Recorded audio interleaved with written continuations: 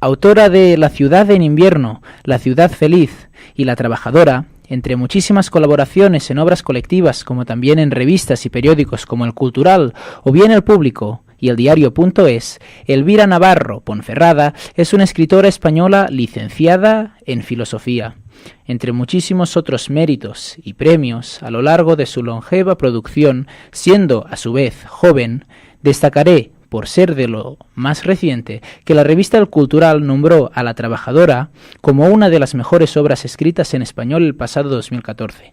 Además, Elvira realizó una ponencia en la Universidad de Verano del Instituto 25M Democracia. Por todo esto, aunque en realidad es mucho más lo que me dejo que lo que os he contado, hoy la tenemos hablando aquí con nosotros para la trivial y también para todo aquel quien quiera pasar un buen rato escuchando las palabras de una voz tan sabia como es la de Elvira. Elvira, muy buenas tardes, ¿qué tal? ¿Cómo estamos? Hola, buenas tardes, ¿qué tal? Agradecerte a oídos del público tu presencia aquí, estamos muy contentos de poder charlar un ratito contigo. Sí, yo también, muchas gracias. Pues bien, relacionándolo un poco con esto de los estudios de filosofía, ¿no? Hay un autor, Juan Mayorga, que también toca mucho la filosofía. De hecho, tiene una tesis sobre Walter Benjamin. En una entrevista que le hacen sobre sus obras, parafraseándole, dice que Himmelbeck es la obra que menos insatisfecho le hace. Y entonces yo me pregunto si podría hacerte una pregunta a ti parecida. ¿Cuál de tus obras es de la que te sientes menos descontenta, Elvira? Pues no sabría decirte, porque lo que sí... la que sí sé es la que menos me gusta, pero con la que menos descontento... O sea... No te sabría decir si en cualquier caso entre La ciudad en invierno y La trabajadora es la que menos descontenta me deja, pero vamos, que en realidad es una pregunta que no te sabría contestar. ¿Por algún motivo sabes cuál es la que menos contenta te hace? La que menos contenta me dejó fue la segunda, La ciudad feliz, y en realidad es una cuestión de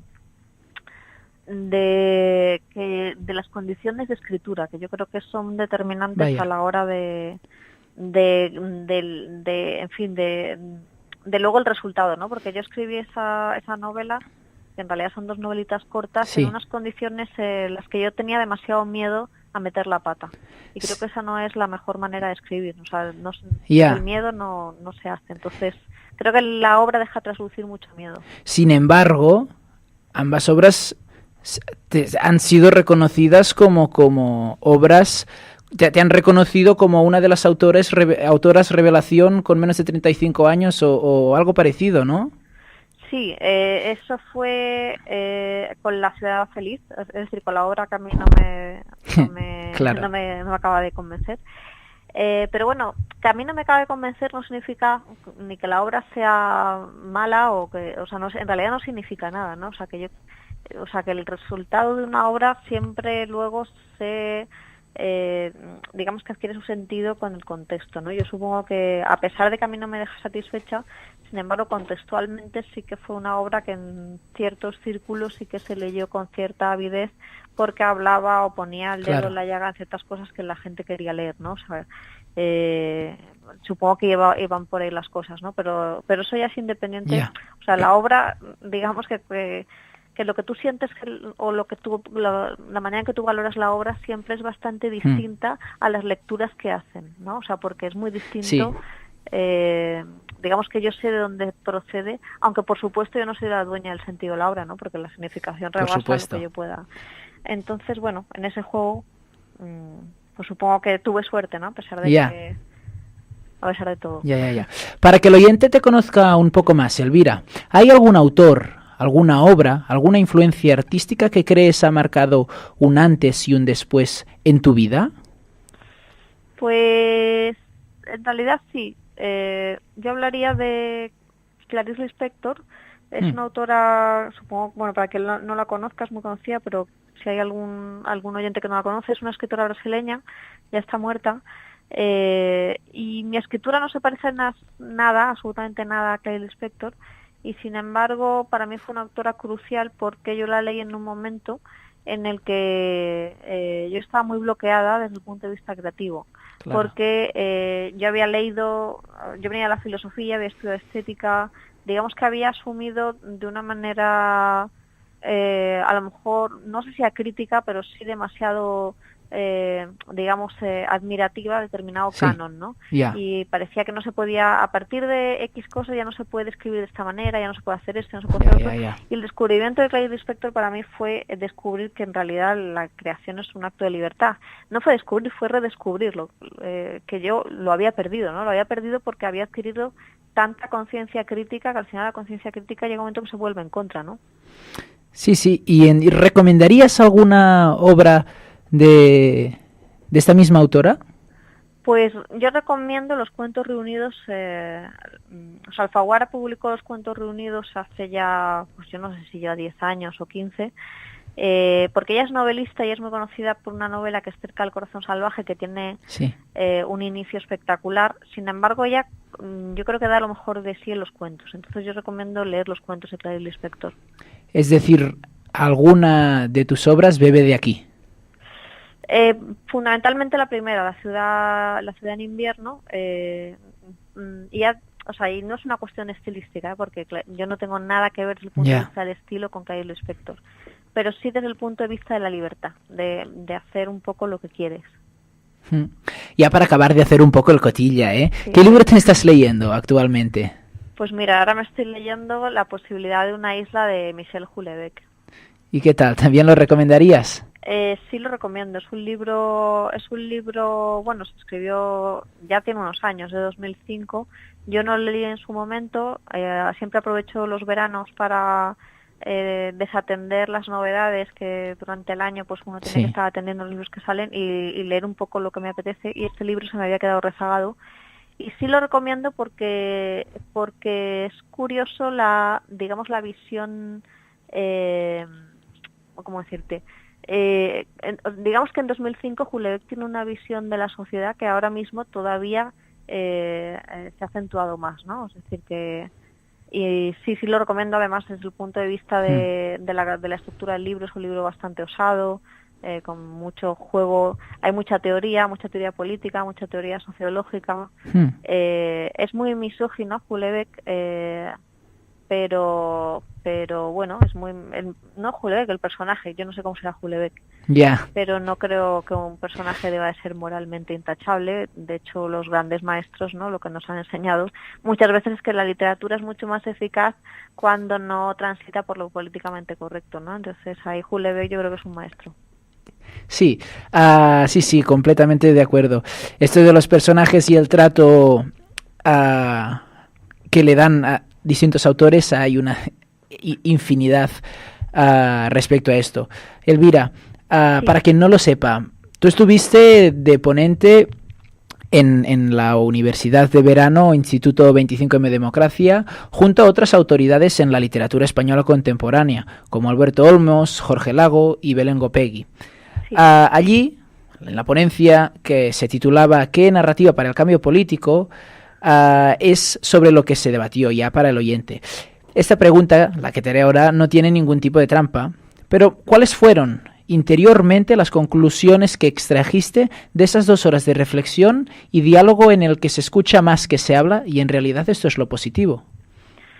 Sí, pues la conclusión que extraje es que en realidad es una conclusión que yo ya tenía, y que lo que allí allí digamos que no se hizo más que ratificar, que es que hay una absoluta separación entre lo que es la literatura literaria y el digamos lo que lee alguien que no está metido en el circuito literario. Es decir, en la mesa había una posición de que costaba mucho hasta hace relativamente poco, digamos que la literatura política se visibilizara.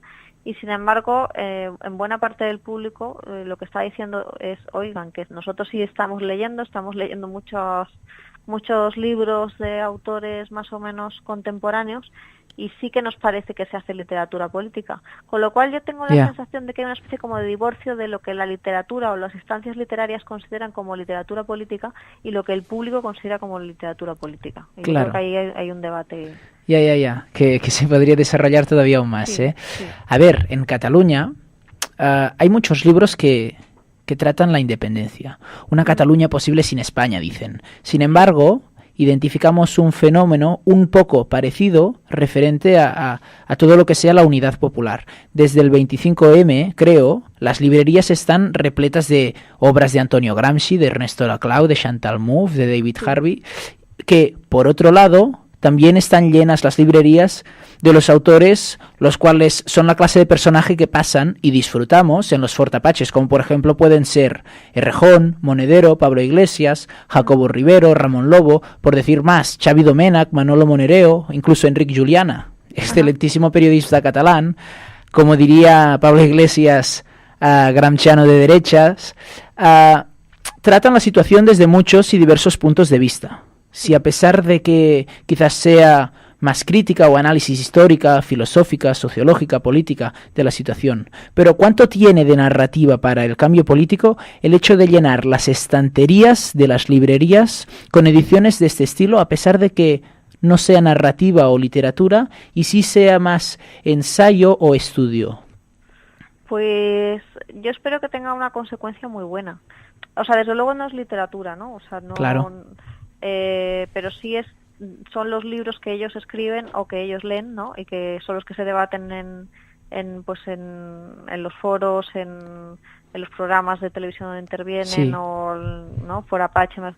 Y desde luego, en la medida en que ellos son referencia para la gente, es decir, estas figuras que me has comentado, también lo que leen se acaba convirtiendo en referencia. A mí lo que me gustaría es que esos libros, además de comprarse, se leyeran. Porque la impresión que tengo, no por supuesto de la gente que está comprando esos libros, sino en general, ¿no? O sea, cuando un libro se vende mucho, yo recuerdo aquella vez que Felipe González dijo que su libro favorito o algo así era Memorias de Adriano, de Marguerite Yourcenar, y de repente el libro se agotó, o sea, fue como una especie de bombazo porque lo había hecho Felipe González. La gente, o sea, lo que me pregunto con el tiempo es, ¿la gente leyó ese libro o sencillamente lo compraba? Es decir, que hay una especie como de prestigio, ¿no? En determinados, ¿no? Si tú te mueves por un determinado circuito, bueno, si esas personas van a tu casa, tú tienes ahí tus libros, pues de Gramsci o de quien sea, ¿no? O sea, de lo que resulte prestigioso en tu circuito. A mí lo que me gustaría, y creo que, ¿por qué digo esto? Y lo digo además con sospecha, porque creo que España es un país donde se lee muy poco. Yo también lo creo. Y donde la cultura tiene más que ver una especie como de medallitas que uno se pone, y con aparentar que realmente con un pensamiento verdaderamente crítico, porque la mayor, o sea, no sé, la educación que hay, ¿no? O sea, es decir, que ya desde el colegio, ¿no? Para empezar, las familias no son grandes lectoras, el colegio no te convierte en un gran lector, la universidad tampoco, con lo cual si uno no es un gran lector, no sé yo cómo se enfrenta a un libro de Laclau, ¿no? Claro, toda la razón. O sea, si no tienes unas herramientas filosóficas, es decir, entonces lo que me gustaría y ojalá ocurriera es que esos libros se leyeran y que hubiese de verdad, en fin, una curiosidad intelectual, pero no porque sea buena en sí misma. Es decir, no por hacer acopio de cultura, ¿no? por decir, es que yo soy una persona culta o he leído tales libros, sino porque eso te lleva a una visión más amplia y más, en fin, distinta, te da herramientas para poder debatir, para poder ver otras, en fin, o sea, porque lo que hace es abrirte el campo, ¿no? Entonces, pues a mí eso es lo que me gustaría. No sé si se está, ojalá. De hecho, hace unos días vi una encuesta en la que decía que menos del 35% de las personas de los españoles habían leído El Quijote, y de este 35%, tan solo el 25% había leído únicamente la primera parte. Es decir, cuando tenemos en la literatura española una de las mejores obras de la historia de la literatura universal y menos del 50% de las personas aquí en España, que yo desde mi punto de vista creo que el 35% es un número hinchado incluso. Sí, Hace sentir mal esto, es decir, es triste en realidad. Y entonces sí que estoy completamente de acuerdo con los argumentos que antes has estado comentando. De hecho, esto ya lo vinculo con casi la última pregunta ya de esta pequeña entrevista. Es un poco ese libro de Albert Sánchez Piñol, Victus, que ha vendido más de 150.000 ejemplares, relacionándolo un poco con eso de vender, ¿no? Que decíamos vender que no es igual a leer. Sin embargo, tiene derechos de traducción al ruso, al alemán, al portugués, al francés, incluso al coreano. Y si buscamos esto respecto a la narrativa del cambio, pero referente a eso de los ensayos y eso de los estudios, el Victus de la Unidad Popular, podríamos decir, sin que sea novela, podría ser, por ejemplo, el libro de Juan Carlos Monedero, ¿no? Se titula un curso urgente de política para gente decente. ¿Tú crees que lo que debemos hacer es encontrar casi un Victus del 15M o potenciar y difundir la lectura de este estudio de Monedero? Hombre, es que es una pregunta muy... Para empezar, yo me tendría que leer el libro de Monedero, que no me lo he leído. Vaya. Entonces, no te puedo contestar. No te puedo contestar. O sea, yo tendría que ver... No te puedo contestar a eso, lo siento. Vale.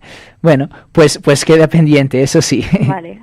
Vale, pues Elvira, muchas gracias por este rato entrañable. Yo creo que ha estado muy bien hacer un poco el recopilatorio de lo que se pudo hablar en esas 2 horitas de la ponencia que llevaste a cabo junto a los demás ponentes, y decirte que como oyente la disfruté mucho y que hoy mismo como entrevistador también lo he hecho, y muchas gracias por haber estado hablando con nosotros. Pues muchísimas gracias a vosotros.